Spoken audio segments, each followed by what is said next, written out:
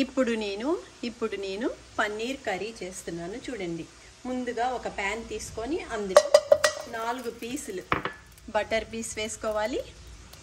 చూడండి, కసూరి మెంతి, సాల్ట్, కారం, పసుపు అవి వేసి వేపాలి. ఒకసారి శుభ్రంగా కలుపుదాం.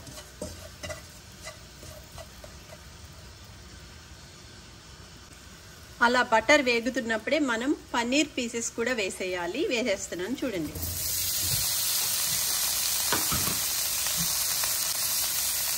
శుభ్రంగా ఒక్కసారి కొంచెం వేగితే చాలు, ఎక్కువ వేగకూడదు. వేగితే ముక్కలన్నీ ఇరిగిపోతాయి. జస్ట్ ఈ మసాలా దానికి అంటితే చాలు అన్నమాట. ఇవి మళ్ళీ సపరేట్ చేసుకోవాలి మనం.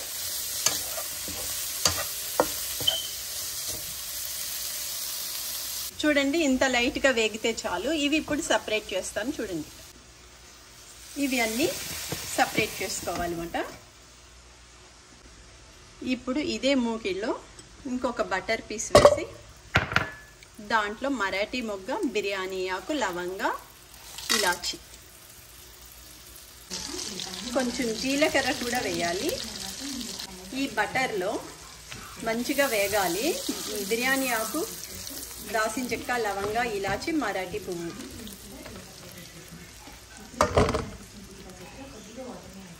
చూడండి, ఇప్పుడు బటర్ కూడా కరిగిపోయింది. ఇవన్నీ కూడా దాంట్లో మంచిగా వేగిపోయాయి.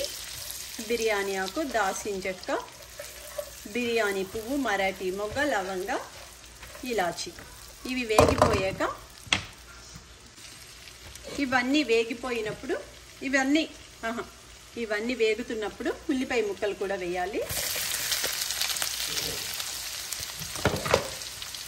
ఇవి దోరగా వేగాలి మాట.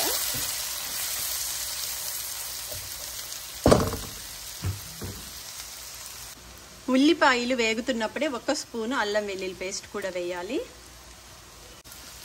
శుభ్రంగా అల్లం వెల్లుల్లి పేస్ట్ కలపాలి ఇట్లా. ఇవి గోల్డెన్ బ్రౌన్ వచ్చే వరకు కూడా వేగాలి ఉల్లిపాయ ముక్కలు.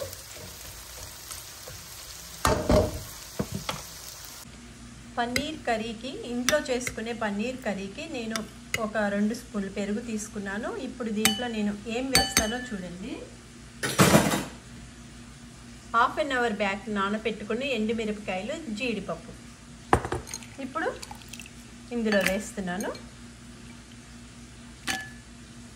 అలానే 3 పచ్చిమిరపకాయలు. అలానే నేను మసాలా కూడా వేస్తున్నాను చూడండి. ధనియాల పొడి, జీలకర్ర పౌడర్, గరం మసాలా ఇది కూడా వేసి గ్రైండ్ చేసుకోవాలి. చూడండి, ఉల్లిపాయలన్నీ బ్రౌన్ కలర్ వచ్చాయి. ఇప్పుడు ఇందాక నేను గ్రైండ్ చేసుకున్న గరం మసాలా అంతా వేస్తున్నాను చూడండి. ఇది కూడా కొంచెం వేగాలి. ఒక్కసారి కలుపుదాం. కొంచెం ఉడికితే చాలు.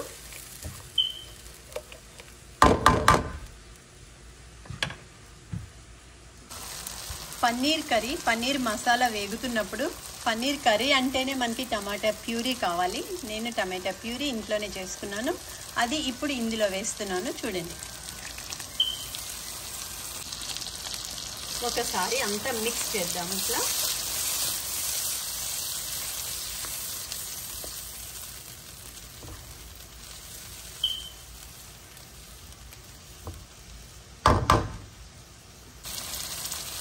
పన్నీర్ కర్రీ కూర ఉడుకుతున్నప్పుడు మనం 1 స్పూను కాశ్మీరీ కారం వేస్తున్నాను. ఇది ఉడకడానికి కొంచెం వాటర్ కూడా వేస్తున్నా. ఒకసారి శుభ్రంగా కలుపుదాం.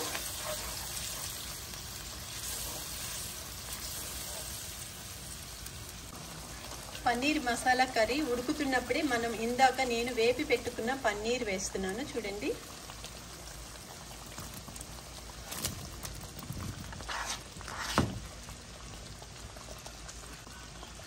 ఒకసారి మెల్లగా కలుపుదాం. ఎందుకంటే ముక్కలన్నీ ఇరిగిపోతాయి అన్నమాట. ఎక్కువ కుక్ అవనవసరం లేదు.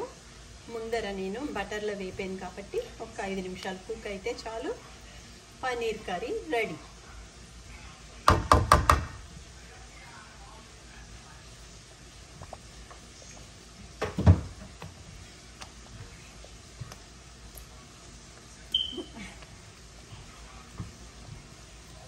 ఒక 5 నిమిషాలు మూత పెడదాం.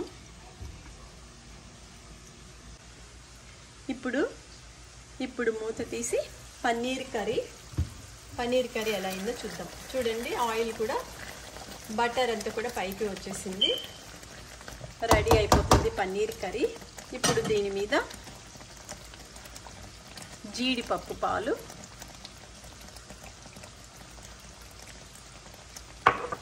కొంచెం కసూరి మెంతి,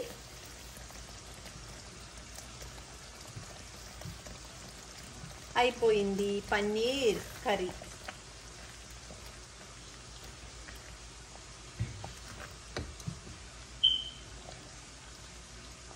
పన్నీర్ కర్రీ రెడీ.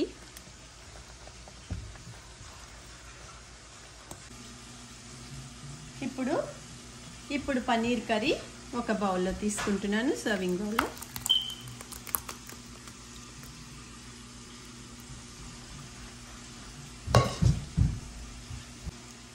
ఇప్పుడు దీని మీద కొంచెం ఫ్రైడ్ ఆనియన్స్ వేస్తే చాలా రుచిగా ఉంటాయి అన్నమాట. చూడండి, పన్నీర్ కర్రీ రెడీ అయిపోయింది.